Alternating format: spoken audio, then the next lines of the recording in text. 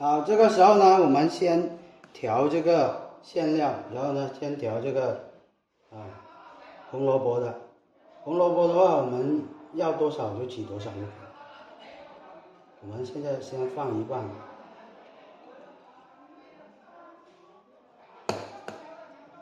然后呢，我们把这个要用到的这个肉浆把它放下去搅拌均匀。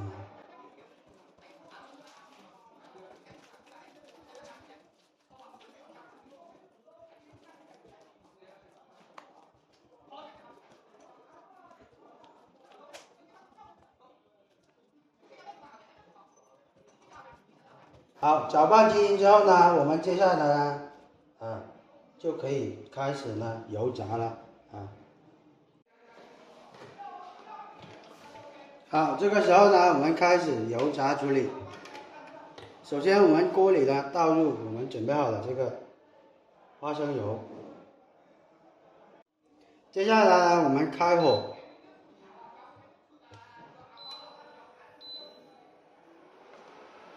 然后呢，我们等这个油温5成热的时候呢，我们开始把这个肉馅把它挤成丸子，放到这个油锅里面去。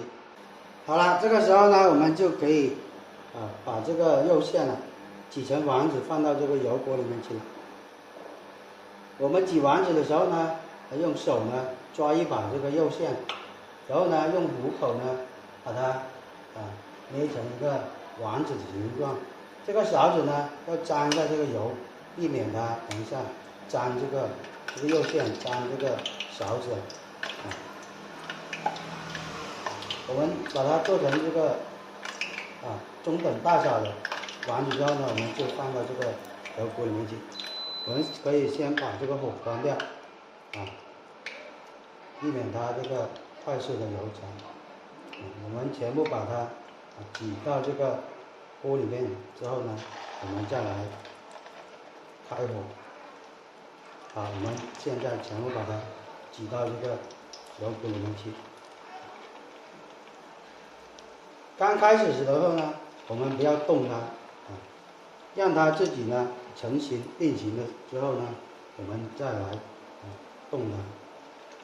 要不然的话，你马上放下去动的话，它会散掉。所以说不要。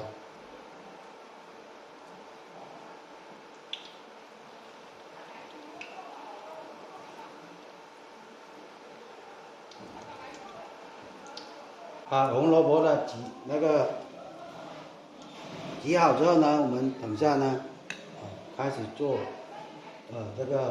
继续做那个韭菜的。现在我们先炸这个红萝卜的。好，挤完之后呢，我们把这个火打开，然后呢继续呢油炸。我们呢先把它让它油炸定型之后呢，我们再来拿这个网筛来翻动它。这个时候呢，我们就可以轻轻的翻动它了让它受热均匀。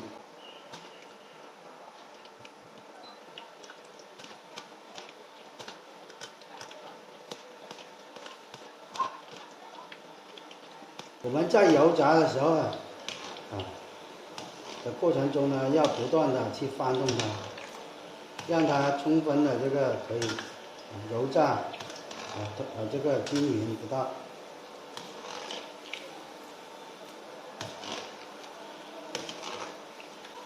正常情况下呢，我们一般呢油炸个3-5分钟就可以，就油炸至它两面金黄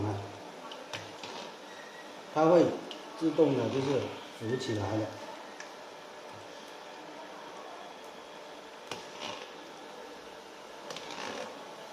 油炸至这个时候呢，像这样子的情况下呢，我们就可以把这个火关掉先把它捞起来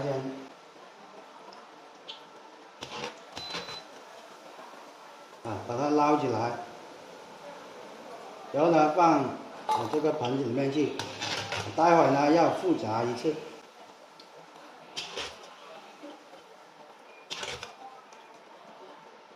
好了，待会儿呢，还是现在呢，我们继续做下一个。